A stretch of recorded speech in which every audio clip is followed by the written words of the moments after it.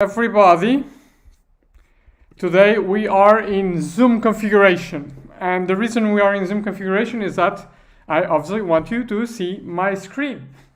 And so what I want to do today with you is I want to go through the rough outline that I did for the theory section of the paper that I'm working on from MIS Quarterly. And I want to show you the final outline for the theory section of that same paper. After thinking through and revising the first outline, okay? And the purpose of this exercise is basically to show you how much you can think and learn in with outlines. Okay, let me just check if we are streaming. Yes, we are. Good. So let's look at the outlines, okay? So we have here the detailed paper outline, and here the extended outline for the paper, okay? And so what we're going to do is we're going to go through live. Okay. We're going to go through the obviously the major blocks. I'm not going to read all of the outline for you guys, but we're going to go through the major blocks, and then I'm going to walk you through my thinking in moving from one to the other, okay? So first, let's go to the detailed outline, okay? So this detailed outline came after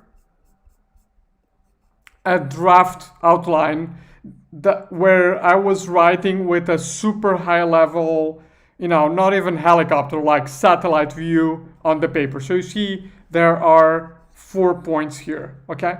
And basically the idea is that these 4 points are the 4 parts of the theory section, okay?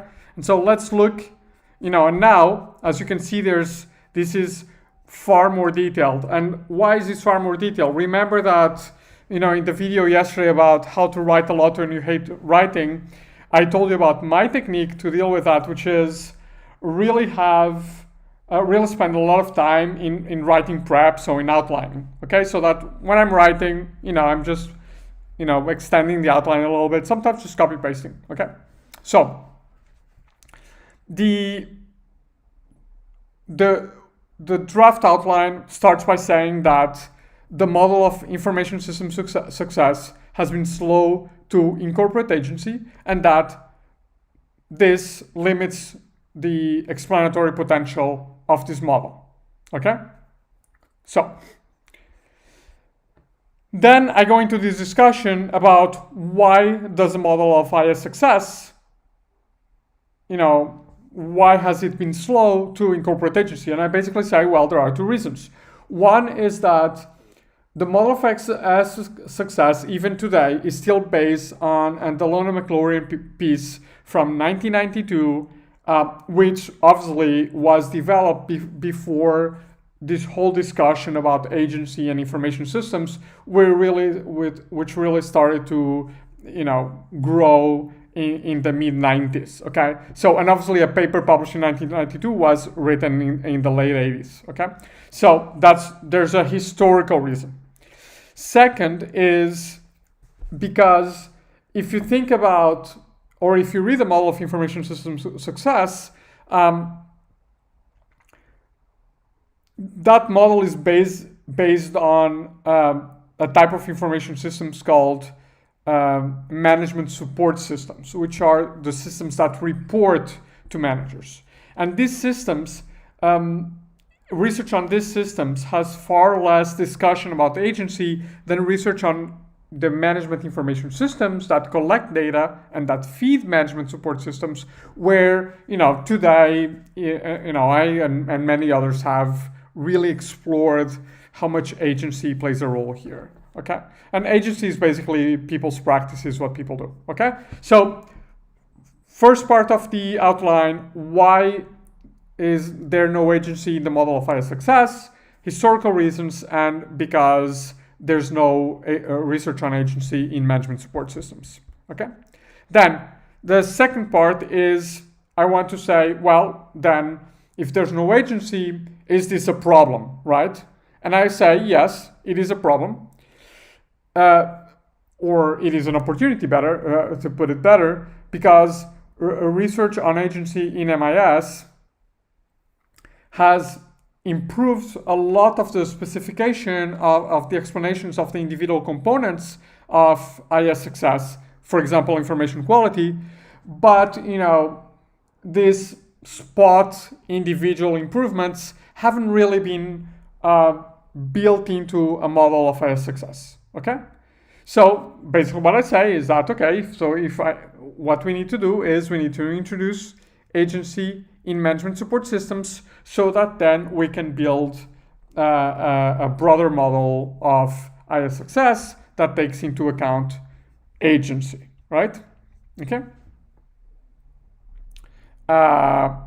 And basically I end by saying that research on MIS argues that, you know, if we do this, if we introduce agency in the model of IS success, then, you know, we can find an alternative path of value of information systems, okay? So it makes sense. It makes sense, right? I mean, there's an internal logic to this argument. Okay, so let's see what the final outline is, okay? So what I decided to do is, you know, I said this on a previous video, stand on the shoulders of giants. So what I decided to do is I decided to say, look, instead of saying there's no agency, I said that there is a role for users in the model of IS success. And actually this model has like 7 variables and one of them is use, okay? So what I'm saying is, you know, I'm getting to this conversation, I'm not saying you haven't looked at this, I'm saying, well, you know, you have looked at users and I want to bring you a new perspective about this idea of the role of users in IS success, okay? So what I say in this conversation is that research on the use of information systems has a deeper and broader specification of the roles of users. And then I explain why it is deeper and why it is broader, okay? So then I continue by saying then, you know, so if there's this gap, then, you know, is this an interesting gap? And so I explain that there's a lot of potential for agency in the model of IS success. And I make similar arguments to what I was making before by basically saying that we know that there's a lot of benefits and insights that come from looking at the role of agency for specific elements of the model of IS success. Information quality is one of them. And so yeah, we should do this, okay? So again, I tell people, you've been looking at this for a long time. You know, there's this whole research that has also been looked at that and has really gotten full way, all blown, let's go, agency, agency, agency. And this is interesting for you, look, because they're looking at some of the same things that you're looking at, okay? So then I say, okay, so how can we do this? And the way we can do this is by specifying the role of agency in management support systems, okay? And I argue that this not only makes sense because management support systems are at the end of the upward flow of information. So it is in management support systems that, you know, the ultimate test of value and benefits really lies. But also because, you know, this will also help us contribute to the literature on management support systems. Now, this is the first round of revision, but it's a super high risk revision. So I want to bait reviewers to take this, so the contribution to management support systems, if they don't buy the contribution to information system success, okay? So there you go. Okay, so what are the two differences? The main difference is, in the previous version I was saying, you're not looking at this. In this version I'm saying, I'm looking at this, and you can learn from others that are looking at this as well. Agency.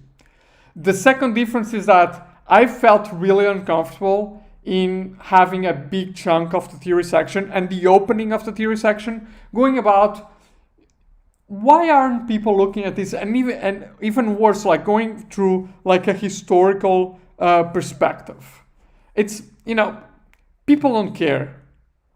This is like, it's like, ultra sophisticated, okay, I'm going to explain you the theory and so on. People don't care. And this is the start of the theory section. You need to hook people up. So, I prefer to start the theory section by saying that use is a really important variable in this model, but that this variable is underdeveloped. And that, I think, can catch the curiosity of readers that are familiar with this research and not so familiar with this research, okay? So, so I hope you like this. And what I'm going to do for today is I'm actually going to post these two outlines on my blog, and I'll put the link to the post in the description of the YouTube video. So if you're seeing this on Twitch, I also have a YouTube channel. Best way to find it is you go to my website. I'll quickly show you. So this is the website, and it is, let me see, I'll just put a word here.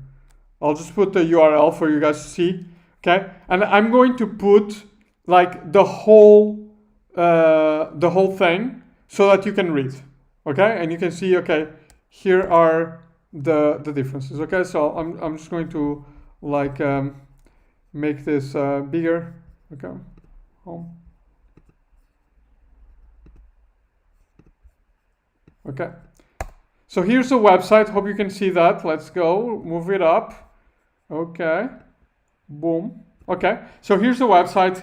If you're curious to see, the original outline and this outline, then and the new outline, then feel free to check them out. This is what I'm not going to cut anything. This is what I'll actually be doing for the paper, and I'm now writing. I started this morning writing from the first, so the last outline that I showed you. Okay, so this is the final thing before I write. Okay, now tomorrow I want to discuss a super cool topic with you, and make you think about what sort of writer are you. So there are two options. Are you an architect or a gardener as a writer? And this really impacts how you write your paper. So we're going to discuss that tomorrow. Okay. So I hope you enjoyed the video today. If you're watching this on YouTube, don't forget to like. If you have questions, leave questions in the comments. And if you can subscribe, that'll mean a lot to me. Small channel, not making money, but so that's the only pay I get is likes and subscribes, which feel really good. So anyway, hope you enjoyed the video, and I'll see you tomorrow to